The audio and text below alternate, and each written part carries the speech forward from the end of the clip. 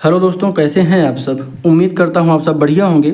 आज हम एक प्रश्न की बात करने वाले हैं। ये आपके सभी कम्पिटिटिव एग्जाम के लिए बहुत महत्वपूर्ण है। इस तरीके के प्रश्न आपकी परीक्षा में आपको देखने के लिए मिल सकते हैं।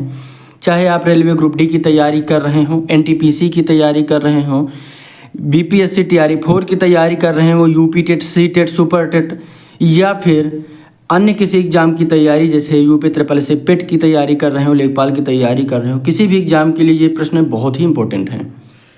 चलिए शुरुआत करते हैं। कैसे हम हल करेंगे इस तरीके के प्रश्नों को अच्छे से समझ लीजिए, देख लीजिएगा। आप चाहें तो वीडियो को रोक कर भी हल करके कमेंट कर सकते हैं। चलिए हम यहाँ पर देखते हैं कैसे हम हल करेंगे। क्या लिखा हुआ है, किसी 2 अंकीय संख्या के अंकों का गुणनफल 6 है। किसी 2 अंकीय संख्या के अंकों का गुणनफल 6 है। उस संख्या में 9 जोड़ने पर प्राप्त संख्या में अंकों के स्थान बदल जाते हैं। ठीक है, ये हमको बताना है कि वो दोनों संख्याएं क्या हैं। वो संख्याएं क्या होंगी, इसमें से हमको विकल्प बताना है 16, 35, 43 या फिर 23। अच्छा, इस तरीके के प्रश्नों को प्रयास किया करिए आप सभी लोग विकल्प के माध्यम से करने का। बहुत आसान सा प्रश्न है, चलिए हम कर लेते हैं। क्या लिखा हुआ है, पहली शर्त क्या है, पहली कंडीशन क्या है, किसी 2 अंकीय संख्या के अंकों का गुणनफल 6 है। तो 6 कम 6, तो 1 इंटू 6 बराबर 6 पहले में आ गया। उस संख्या में 9 जोड़ने पर अंकों का स्थान बदल जाता है। तो अगर हम 16 में 9 जोड़ें तब कितना आता है, तो 25 आता है। तो अंकों का स्थान नहीं बदला, तो इसलिए पहला विकल्प खत्म हो गया।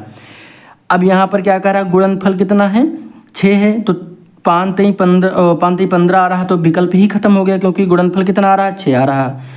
अब 4 3 12, गुणनफल 6 आना चाहिए दोनों का।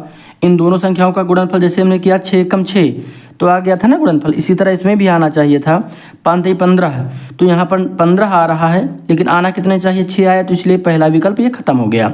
दूसरा विकल्प पहला विकल्प में खत्म कर दिया, क्योंकि जोड़ नहीं आ रहा था। अब दूसरा विकल्प 4 3 12 आ रहा है, लेकिन कितना आना चाहिए, 6 आना चाहिए। इसलिए ये विकल्प भी खत्म हो जाएगा। तो हमारा उत्तर क्या हो जाएगा, 4th नंबर। अब इसको करके देख लेते हैं। पहली शर्त क्या है, अंकों का गुणनफल 6 है। तो 2 गुणे 3 बराबर 6 है। ठीक है, कोई दिक्कत नहीं है। अब यहाँ पे आगे क्या कहा जा रहा है, उस संख्या में 9 जोड़ने पर प्राप्त संख्या में अंकों के स्थान बदल जाते हैं। तो 23 में 9 जोड़ दीजिए। हम 23 में 9 जोड़ते हैं तो क्या आ जाता है, 9 2 12 के 2 1 कैरी आया, 2 और 1 3। तो यहाँ पर देखिए 23 था और अंकों के स्थान आपस में बदल गए ना। 23 था तो ये बदल कर क्या हो गया है, 32 हो गया है। तो जो पहले था वो जो बाद में था वो पहले देखो आ गया है, बाद वाला पहले आ गया है, और जो पहले था वो बाद में चला गया है। तो अंकों का जो स्थान है वो बदल गया है। बिल्कुल आसान है।